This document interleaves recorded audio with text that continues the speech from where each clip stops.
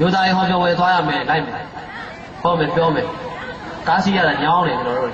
ါပေမဲ့ဒီနေ့ပလဲမျိုးတွေကဖိတ်တယ်ကျွန်တော်တို့9ဘွဲဖိတ်တာကျွန်တော်လိုက်လံဟောပြောတယ်ဖိတ်တဲ့အဖွဲ့အစည်းကိုလည်းကျေးဇူးတင်တယ်အမျိုးဘာသာသာသနာထိန်းသိမ်းဆောက်ရှောက်ရေးဝန်တာနုရခိတအဖွဲ့ပလဲမျိုးတွေဝန်တာနုရခိတအဖွဲ့အမျိုးဘာသာသာသနာဆောက်ရှောက်တဲ့အဖွဲ့ပါဆိုမှနိုင်ငံရေးဟောပြောမယ်436ကိုဟောပြောမယ်59ကိုဟောပြောမယ်ဆိုပြီးတော့လိုက်လံနှောက်ယှက်နေတဲ့အဖွဲ့တွေလည်းရှိတယ်အဲ့ဒီအဖွဲ့တွေကိုကျွန်တော်ဒီနေရာကနေကန့်ကွက်ကြောင်းကြေညာပါတယ်ခင်ဗျာအမျိုးသားဥပဒေဆိုတာကျွန်တော်တို့အမျိုးသမီးတွေရဲ့အခွင့်အရေးကိုကာဝယ်ပေးတာလည်းဖြစ်တယ်လူကြီးထိန်းချုပ်တာလူကြီးထိန်းချုပ်တယ်ဆိုတာကျွန်တော်တို့နိုင်ငံမှာတအိမ်တော်မှာ9ယောက်6ယောက်10ယောက်အများဆုံးပေါ့ဘောင်းတော့အသွားကြည့်ပါတအိမ်ထဲမှာလူ90 60 50ရှိတယ်အဲ့လိုပွားများသားဖောက်ပြီးတော့သူတို့ကသာသနာပြုနေတာသားဖောက်ပြီးလူကြီးတိုးအောင်လုပ်နေတယ်နယ်မြေကိုသိမ်းပိုက်ဖို့လုပ်နေတယ်ဘင်္ဂလားဒေ့ရှ်နိုင်ငံဒါကာထရင်ဗျူးဆိုတဲ့သတင်းစာကမတ်လ20ရက်နေ့ကစောင်းပါရှင်ပြောင်းကရေးသားတယ်စစ်တွေနဲ့မောင်းတော်ဘူးသီးတောင်ဒေသတွေ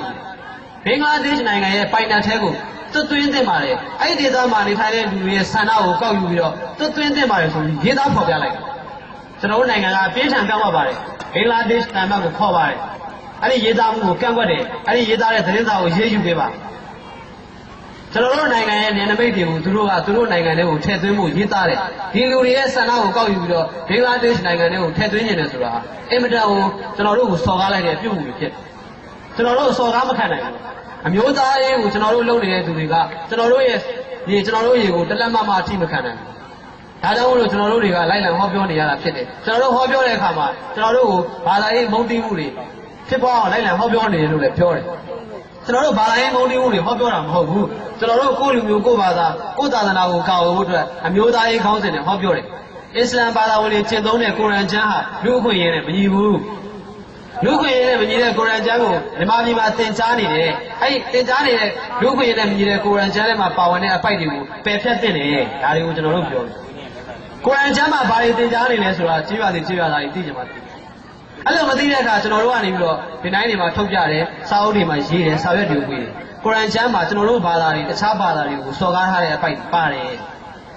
ကိုရန်ကျမ်းမှာပါဝင်တယ်တခြားသူတို့ဘာသာဝင်မဟုတ်ရင်တခြားဘာသာတွေကိုကာဖီလို့ခေါ်တယ်အဲ့ဒီကာဖီတွေကိုလက်ကုပ်တွေကိုခုတ်ဖြတ်ကြတိုက်ခိုက်ကြဆိုတဲ့စာသားတွေရေးထားတယ်ဗလီတွေအာရဗီကျောင်းတွေမှာအဲ့တိုင်းသင်ဒါဆိုရင်ကျွန်တော်တို့သူတို့နဲ့ငြိမ်းချမ်းစွာအတူလက်တွဲရှင်တွဲနေထိုင်မှုဆိုတော့ဘလုံးဝမဖြစ်နိုင်ဘူးဒီဘာသာတွေဒီစာသားတွေကိုသင်ကြားနေသည်ကျွန်တော်တို့နဲ့ငြိမ်းချမ်းစွာအတူရှင်တွဲနေထိုင်လို့မရဘူးကျွန်တော်တို့နဲ့ငြိမ်းချမ်းစွာအတူရှင်တွဲနေထိုင်ခြင်းနဲ့ဆိုရင်ကျွန်တော်တို့ရဲ့ယဉ်ကျေးမှုနဲ့ကိုက်ညီအောင်နေပါကျွန်တော်တို့ရဲ့ဘာသာသာသနာတွေနဲ့ကိုက်ညီတဲ့သင်ကြားပြသမှုတွေကိုလုပ်ပါကျွန်တော်တို့နဲ့မကိုက်ညီတဲ့သင်ကြားပြသမှုတွေကိုရက်တန်းကရက်ပါလို့ကျွန်တော်တို့ကတနိုင်ငံလုံးကိုလိုက်អော်နေတာဖြစ်တယ်ကျွန်တော်တို့ရန်ကုန်မှာ OIC အဖွဲ့လာတော့ကျွန်တော်တို့ဆန္ဒပြတယ်ကျွန်တော်တို့ရန်ကုန်မှာဆန္ဒပြတယ်ဒီပလဲမြို့မှာနေတဲ့လူတွေကအားတို့ပလဲမှာမွတ်စလင်ကလားမရှိဘူးရခိုင်မှာရှိတယ်အားတို့နဲ့မဆိုင်ဘူး OIC ကရန်ကုန်ကိုလာတယ်ရခိုင်ကိုသွားမယ်အားတို့ပလဲကိုလာတာမဟုတ်ဘူးအဲ့လိုမျိုးသဘောထားလို့မရဘူးပလဲမျိုးတွေမှာဒီသတင်းကိုသတင်းစာမှာပါတယ်ရေဒီယိုမှာကြားတယ်အင်တာနက်မှာတွေ့ရဆိုလို့ရှိရင်ဒီပလဲမျိုးတွေမှာလည်းဝန်သားစုရခိတအဖွဲ့လေးတွေဖွဲ့ထားတာဖွဲ့ထားပြီးတော့ကျွန်တော်တို့ပလဲမျိုးတွေကလည်းဝန်သားစုရခိတအဖွဲ့ကလည်းအမျိုးဘာသာသာသနာကာဝယ်တဲ့အနေနဲ့ဒီ OIC အစ္စလာမ်အဖွဲ့ကိုလက်မခံပါဘူးအဲ့လိုမျိုးကန့်ကွက်ကဆန္ဒထုတ်ဖော်ကခွင့်ပြုချက်တွေယူပြီးတော့ဘာလို့လဲဆိုတော့ကျွန်တော်တို့တနိုင်ငံလုံးအတိုင်းအတာတွေညီညွတ်ညွတ်ကန့်ကွက်မှာဖြစ်အစ္စလာမ်တွေကအရန်ညီညွတ်တယ်သူတို့တွေကသူတို့အချင်းချင်းစောင့်ရှောက်တယ်ကာဝယ်တယ်ကျွန်တော်တို့တွေလည်းကျွန်တော်တို့အချင်းချင်းစောင့်ရှောက်ကာဝယ်ရမှာပေါ့ရခိုင်ကဗမာတွေကိုအပြစ်တင်တယ်လို့ဗမာကရခိုင်တွေကိုအပြစ်တင်တယ်မရပါဘူးဗမာလည်းရခိုင်ပါပဲရခိုင်လည်းဗမာပါပဲတိုင်းရင်းသားတွေပါအတူတူပဲဖြစ်တဲ့အတွက်တိုင်းရင်းသားတွေရဲ့အခွင့်အရေးတွေကိုမဆုံးရှုံးအောင်ကျွန်တော်တို့ကကာဝယ်ဖို့ကျွန်တော်တို့မှာတာဝန်ရှိပါတယ်အဲတော့ကျွန်တော်တို့လိုက်လံဟောပြောရတာဖြစ်ပါတယ်ကျွန်တော်တို့ပြီးခဲ့တဲ့3ရက်ကပဲရခိုင်ပေါင်းတော့တန်ရောက်လာပါပေါင်းတော့သွားတဲ့အကြောင်းရင်းကပြီးခဲ့တဲ့မေလ28ရက်ကမိုင်းတိုင်အမှတ်52မှာကျွန်တော်တို့လုံခြုံရေးတပ်ဖွဲ့တွေနဲ့တစ်ဖက်ကတပ်ဖွဲ့တွေနဲ့တိုက်ပွဲဖြစ်တယ်။တိုက်ပွဲဖြစ်တယ်ဆိုတာရိုဟင်ဂျာလို့ခေါ်တဲ့အဖွဲ့ပေါ့ဗျာ။သူတို့အမည်တက်ထားတဲ့ဘင်္ဂလီလူမျိုးကိုရိုဟင်ဂျာလူမျိုးဖြစ်ခြင်းနဲ့တောင်းကျမ်းလူအဖွဲ့တစ်ဖွဲ့ရှိတယ်။အဲဒီအဖွဲ့ကကျွန်တော်တို့လုံခြုံရေးအဖွဲ့ကိုပြစ်ခတ်ပြီးတော့ကျွန်တော်တို့နယ်မြေတွေကိုကျော်လာတယ်။ပေ80လောက်ကျော်လာတယ်။အဲဒီကကျွန်တော်တို့လုံခြုံရေးတပ်ဖွဲ့ကပြစ်ခတ်တဲ့ RSO တယောက်ကိုကျွန်တော်တို့အလောင်းရတယ်တစ်နှစ်ရတယ်။အဲဒီကဘင်္ဂလားဒေ့ရှ်ဘက်ကတောင်းတယ်ဒီအလောင်းဟာတဲ့သူတို့ရဲ့ဘင်္ဂလားဒေ့ရှ်တပ်ဖွဲ့ကအလောင်းဖြစ်တယ်တဲ့မြန်မာပြည်ကသူတို့ကိုစပြီးကျူးကျော်ပြီးတဲ့တိုက်ခိုက်ပြီးဆိုပြီးတော့သူတို့ရဲ့သတင်းစာတွေ website ရေဒီယိုတွေမှာချိန်ညာ ဒါကိုကျွန်တော်တို့ဒီအလူတွေပြီးတယ်မှာသိအဲ့လိုချိန်ကြပြီးတော့သူတို့ကဘင်္ဂလားဒေ့ရှ်နယ်စပ်ကိုသူတို့ရဲ့တပ်ဖွဲ့တွေအလုံးရင်းပို့ထားတယ်ကျွန်တော်တို့နိုင်ငံနေပြည်တော်တော့24နာရီနဲ့သိမ်းပိုက်လို့ရတယ်ဆိုပြီးချိန်ကြတယ်ကျွန်တော်တို့အဲ့ဒီတွေကိုကြားသိရတဲ့အချိန်မှာပဲကျွန်တော်တို့နိုင်ငံကိုကာဝယ်မဲ့စောင့်ရှောက်မဲ့တပ်မတော်သားတွေသွားပြီလားကျွန်တော်တို့လေ့လာစုံစမ်းတယ်တရင်တပ်ဖွဲ့တွေကိုမေးမြန်းတဲ့အခါသူတို့ကနေပြီးတော့တွတ်လိုက်ပါပြီတပ်မတော်သား3000ပါဝင်တဲ့တရင်တပ်ဖွဲ့တွေကျွန်တော်တို့ရေကိုကာဝယ်ဖို့အတွက်ဘင်္ဂလားဒေ့ရှ်နယ်စပ်ကိုပို့လိုက်ပါတယ်အဲ့လိုပို့လိုက်တာကိုကြားသိရတဲ့အချိန်မှာကျွန်တော်တို့တွေကဘာလုပ်လဲအင်တာနက်စာမျက်နှာတွေမှာရေးသားတယ်ငါတို့တွေအဲ့ဒ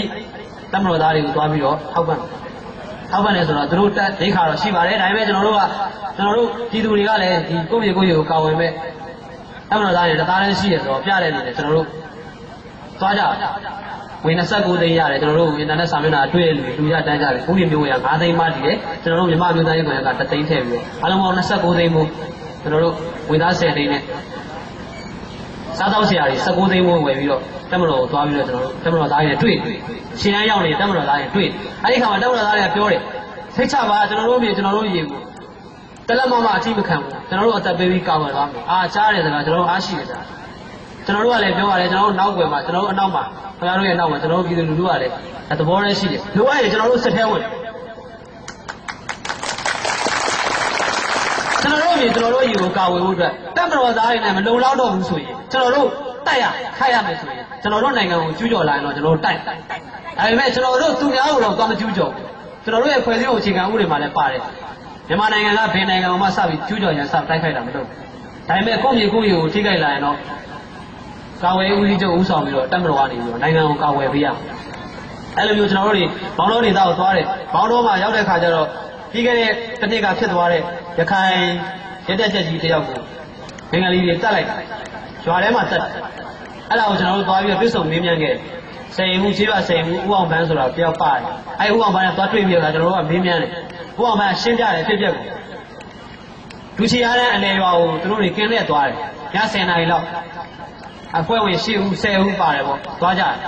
ကိုရောက်တဲ့အခါမှာကလားအယောက်20လောက်ကသူတို့ရွာထိပ်မှာမီးလုံးနေတယ်လာပြီးတော့ကင်းလဲတဲ့အဖွဲ့ကိုဘယ်ရလဲဒီလိုမသူလဲပါညာပြီးတယ်ငါတို့ကင်းလဲတာပါအဲ့မဲ့သူတို့ကလက်မခံဘူးရှမ်းမိုးလုံ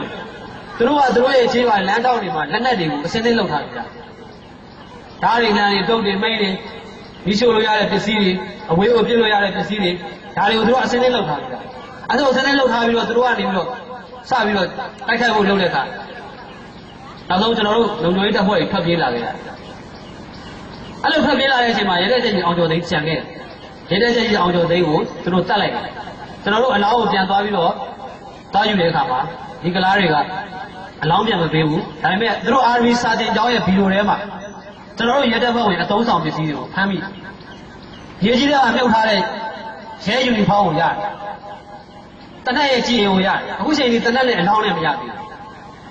းတစ်နှစ်ကျော်ပါတယ်အဲ့ဒီခါကျတော့ကျွန်တော်တို့ကနေပြီးတော့သူတို့ကိုဖမ်းဖို့အတွက်လုပ်တဲ့အခါတရွာလုံးယောက်ျားတွေအကုန်လုံးထွက်ပြေးဘယ်ကိုထွက်ပြေးလဲနယ်စပ်ဘင်္ဂလားဒေ့ရှ်ဘုရားနိုင်ငံတွေဝင်ပြေးတယ်ကျွန်တော်တို့လည်းအဲ့နယ်စပ်ကိုရောက်ခဲ့ဝင်ပြေးလို့ရလက်မြေကိုသွားပြီးတော့နေနေပါနဲ့ထွက်ပြေးဟိုဘက်လေးကိုဝင်လို့ရတောတောင်လမ်းတွေသွားလို့ရအဲ့လိုသွားတဲ့အခါကျတော့သူတို့တွေမိမတွေကလေးတွေကိုထားခဲ့အဲ့မိမကလေးတွေကိုတဲ့ကျွန်တော်တို့ရခိုင်တွေကနေပြီးတော့သူတို့ရွာတွေကိုမီးလာရှို့နေပါတယ်ဆိုသူတို့ကိုယ်တိုင်သူတို့ခိုးဝင်ပြန်ဝင်လာပြီးတော့မီးရှို့ထွက်ပြေးပြီးတော့ရှို့ကြမိမတွေကလေးတွေကိုတတ်တယ်ဆိုပြီးဟောတယ်အဲ့မှာနိုင်ငံတကာ OIC အဖွဲ့အစည်းလိုဟာမျိုးကုလသမဂ္ဂလိုအဖွဲ့အစည်းလိုဟာမျိုးကသွားကြည့်ရတယ်။သွားကြည့်တဲ့အခါကျွန်တော်တို့ကြီးတာဝန်ရှိပုဂ္ဂိုလ်တွေကတွေ့ပေးတယ်မိမတွေကလေးတွေမေးပါအနေရောက်ပြောင်းနေတာယောက်ျားတွေဘာလို့ပြောင်းနေတာလဲဒီရဲတဲ့ချက်ကြီးကိုတက်ပြီးသူတို့ထွက်ပြေးသွားတာဟိုဘက်က RSO ကလားတွေမွတ်စလင်သမုံတွေစီမှာသူတို့စုဝေးသွားယူတာငါတို့ရဲတဲ့ယောက်ကိုတက်လိုက်တယ်အဲ့တော့ငါတို့စုဝေးပေးပါဆိုသွားပြီးတော့သူတို့ထွက်ပြေးသွားနောက်တစ်ပြေးသူတို့ပြန်ဝင်လာတယ်ကျွန်တော်တို့10ယောက်ဖမ်းပြီးဟုတ်ထောင်ခဏနဲ့စီချလိုက်ပြီးခဲ့လာပဲထောင်ခဏနဲ့စီချလိုက်46ယောက်ကိုစုဝေးထုတ်တာဒီတိုင်းဆိုင်ဖို့ဖြစ်တယ်မောင်တော်မှာဒီလူတွေကိုတွေ့ရှိလို့ရှိရင်ပြောကြပါစုဝေးထုတ်တာဒါပေမဲ့ဗျာကလားရွာတွေပဲဖြစ်နေတယ်ဒေတာထဲမှာဒီလူတွေကိုဒီကလားတွေကိုကျွန်တော်တို့ဘယ်လိုဖမ်းဆီးမလဲမိမတွေကတကူလုံးခြုံပြီးတကားလုံးသွားနေကျွန်တော်တို့မောင်းတော့ရောက်တဲ့ခါငါတို့ဘင်္ဂလားဒေ့ရှ်ရောက်နေတာလားခင်ဗျာအရန်နှမျောတယ်လူလေးကအရန်လှပတာအဲ့လိုသာလှပတဲ့မြို့လေးတွေကိုကျွန်တော်တို့သွားကြည့်ပြီးတော့ကိုယ့်မြေကိုယ့်ရေကိုသူတို့လက်ထဲကိုပေးရတော့မှာဘာလို့ပေးရတာလဲကျွန်တော်တို့ဒီအခိုင်လေးဘာလို့သူတို့တွေလက်ထဲကိုကလားရဲ့လက်ထဲဒီပါတွေရောက်နေတာစဉ်းစားကြည့်တဲ့ခါကျတော့သူတို့တွေကပြဿနာရှာလက်တိတာထွေးလိုမျိုးသူတို့တရင်ချင်းတက်ဖြတ် နောက်တစ်ခါသူတို့ရဲ့နာဖြစ်လာလို့ရှိရင်သူတို့တက်ဖြတ်ပြီးသူတို့အလောင်းကိုဖျောက်ပလိုက်အဲ့လိုတပြေးပြေးနဲ့သူတို့တွေကတောက်ချက်ဖြတ်စီလုတ်ကင်လာတဲ့အခါမှာသူတို့နိုင်ငံသူတို့ရဲ့ရွာလိုဖြစ်လာတပြေးပြေးနဲ့ရခိုင်တွေကပြောင်းပြေးအဲ့ဒါကြောင့်မလို့ကျွန်တော်တို့တွေကကိုမြေကိုရေကိုကာဝယ်ဖို့လိုနေပြီဘာပဲဖြစ်ဒီမှာဝန်သားမှုလက်ခိတအဖွဲ့လေးဟိုဖွဲ့ပြအောင်ဖွဲ့ကြပါလို့ကျွန်တော်တိုက်တွန်းပါတယ်နောက်တစ်ခါမျိုးစောမှုတွေဟာလူ့အခွင့်အရေးနဲ့ကိုက်ညီပါတယ်အခုမျိုးစောမှုတွေကိုတယောက်တစ်ပိုင်းဖွဲ့ထားတဲ့အဖွဲ့160ကျော်ကနေပြီးတော့မျိုးစောမှုတွေကိုကန့်ကွက်တယ်ဆိုပြီးတော့ကြေညာတယ်အဲ့တော့အဲ့ဒီအဖွဲ့အစည်းကိုလည်းကျွန်တော်ကဒီနေရာကနေပြီးတော့အဲ့အဖွဲ့အစည်း160ကျော်ကိုကန့်ကွက်ကြောင်းကျွန်တော်ဒီနေရာကနေကြေညာပါတယ်ခင်ဗျာကျေးဇူးတင်ပါတယ်အခုလိုမျိုးလာရောက်နားထောင်ပေးကြတဲ့ဒီကျွေးရသားတွေနောက်ကျွန်တော်တို့အဝါကြီးကြုံရတာရွာဝင်ရမှာပဲကျွန်တော်တို့အမေတွေကျွန်တော်တို့အမတွေကျွန်တော်တို့တပြေပန်းတွေနဲ့ကြည့်ကြကျွန်တော်တို့မျက်ရည်တော်ဝဲတယ်ခင်ဗျတကယ်ပါကျွန်တော်တို့ဘယ်မှလို့မချိုးပါဘူးကျွန်တော်ဒီရွာလေးကိုစောက်လာတဲ့ခါမှာအဲ့လိုကြိုတဲ့ခါကျွန်တော်အရန်အံ့ဩသွားတယ်ဟာငါတို့ဟိုတလေးစားတဲ့ဒီလိုတည်နဲ့တလေးစားတဲ့ကြိုဆိုတယ်ဆိုကျွန်တော်တပြေကလေးကိုအိမ်ထဲမှာလာကိုကျွန်တော်ထည့်ထားပါတယ်အားလုံးကိုကျွန်တော်ကျေးဇူးတင်ကြောင်းပြောရင်းနဲ့ကျွန်တော်ပြောကြမှုကိုဒီုံချုပ်ပါ